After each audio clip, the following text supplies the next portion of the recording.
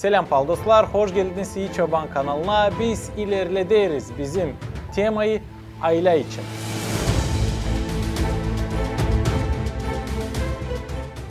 Okuyarak Biblia'yı ben gördüğüm bir şaşılacak yer hangisi durguttu beni de ben saatlerce düşünerdim bu yer için Biblia'dan.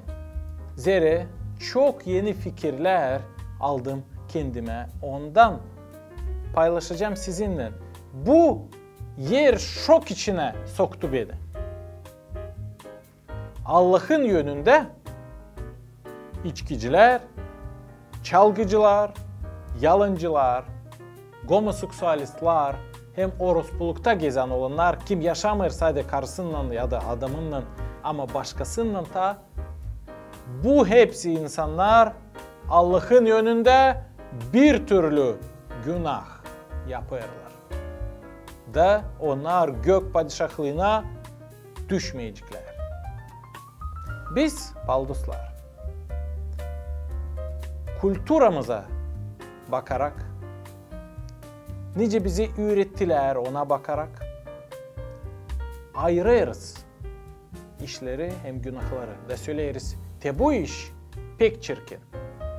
Bu iş değil kimle doğru ama olsun. Hepsi öyle yapıyorlar. Ama Allah böyle bakmıyor bize. Allah görür hepsi günahları fikrimizde de, işlerimizde de. Da Allah bu günahları yapanları kabul etmeyecek göklere. Biz söyleriz. Gagavuzlar aile için pek doğru, pek ister. Ben de aile için. Biz söyleriz. Gagavuzlar homoseksüalistlere karşı. Zira bu Biblia'ya hem Hristiyanlığa karşı bir fikir. Pek doğru. Ben de kayıl değilim.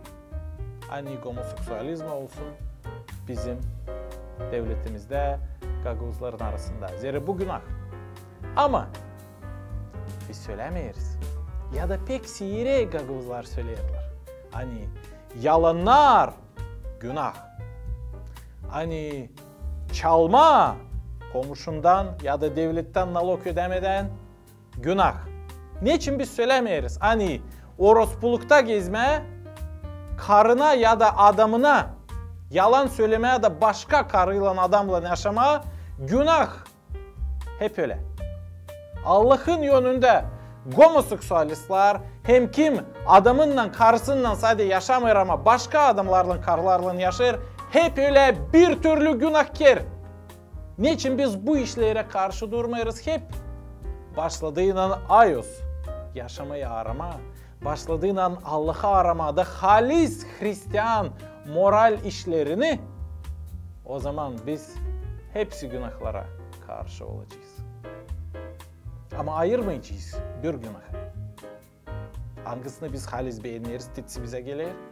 Başka günahı hangisi isle, bu olsun, ben de onu var yaptım. Başkası yapar, bu kadar çirkin değil. Ama Allah böyle bakmıyor, Allah ayırmıyor. Bu günah daha büyük, bu günah daha küçük. Hepsimiz günahkarız Allah'ın önünde. Hepsi günahlar Allah'a dini bir türlü.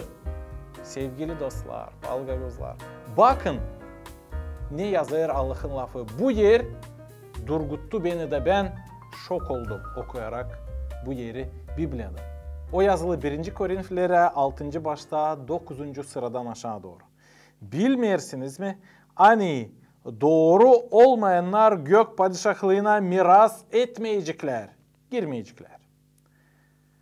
Aldanmayın, hayırsızlık yapanlar, idollara baş eğildenler, orospuluk yapanlar, homoseksüalistler, hayırsızlar, tamaklar, içkiciler, amazçılar, soygunlar gök padişahlığına miras etmezler. Bu türlüydü kiminiz sizden ama yıkandınız, ayozlandınız, aklındınız. Sahibi İsus Hristos'un adından hem bizim Allah'ın duhundan. İki önemli fikir var, alalım buradan. İlk, Allah'a dini hepsi günahlar bir türlü. Biz düşüneriz, buna yalan söyleyeyim büyük iş değil. Sonra isteyeceğim Allah affedecek beni. Ama Allah'a dini senin yalanın hem homoseksüalistlik hem çalgıcılık bir türlü günahtır. Bu ilk önemli fikir. Bu şok yapmıyor mu size? Hani Allah'a dini bu günahlar hepsi bir türlü. Onlardan lazım paklanalım. İsteyelim Allah affetsin bizi. Bu Allah'ın planına göre yaşamak. O sever bizi. Dostlar, Korint kasabasında varmış bir kilise. Da o kilisede varmış böyle günahları yapan insanlar. Da Apostol Pavel yazar onlara. Hani sizin aranızda da böyle insanlar vardı ama geldiniz Kristos'a, pişman oldunuz, dua ettiniz de o pakladı sizin günahlarınızı. Da şimdi siz pak temiz oldunuz. Dönmeyin geri bu kirli, prost, kötü günahlara. Hem de ikinci fikir. Bu yerden biz varınca alalım. O hani gök padişahlığına günahkarlar girmeyecek. Gök padişahlığına hiçbir de günah girmeyecek. Biz yaşarız bu yerde sadece bir kısa zaman olarak. 50, 60, 70, 80 yaşından belki kimse de yetişir. Bu kadar. Ve sonra öleriz. Ama nerede olacak canımız ölümden sonra? Biblia verir cevap. Allah'ın lafı söyler hani var gök hem var cennet. Her biz istersek olma İsus Hristos'la göklerde, gök padişahlığında. Nerede ayozlar, nerede güzellik, nerede sevinmelik. O zaman lazım pişman olalım günahlarımızdan. Da isteyelim Allah'a affetsin bizi. Da İsus Hristos o zaman severek bizi affedecek. O işi de geldi bu yeryüzüne. O öldü kruçada bizim günahlarımız için. Zira o bizi sever. Dostum ben söylemiyorum şimdi sana kendi fikrimi, kendi filozofyamı. Bu değil benim bakışım. Hepsi bu işlerini ben söylerim. O Allah'ın lafı Biblia. Git kiliseye. Al satın Biblia, Evangeliyi. Yap öyle. Hani bu kağıt Allah'ın lafı halis değiştirsin seni. Gel Hristos'a pişman ol. Yapma bunu sadece göstermediğin kimesiyle. Ama halis olsun. Da o zaman Hristos görerek senin istediğini, senin yüreğini, hangisi pişman olur, hangisi ağlar, o affedecek. O verecek sana uygunluk. O sevindirecek seni. Da bütün yaşamak değişecek. Ayırmayalım günahları. Ayıralım ayozluğu. Ayıralım Hristos'u. Ayıralım gök padişahlığını. Dostlar siz beğendiyseniz bu videoyu İçoban kanalında bu şaşılacak yer için Biblia'dan koyun like, yapın repost hem yazın komentarı. Varınca yazarsınız sadece bize başka bir görmesin de biz size cevap edeceğiz. Bu kalacak aramızda. Çok insanlar yazarlar bize artık, isterler biz onlara bağışlayalım. Biblia, Evangeliye, soruş verirler kendi aile problemaları için, yaşamak situasyonları için. Biz dua ederiz onlar için.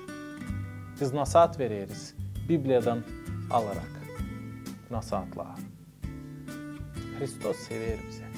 Biz gagavuzlar. Halis Hristiyan geldi vakit olalım.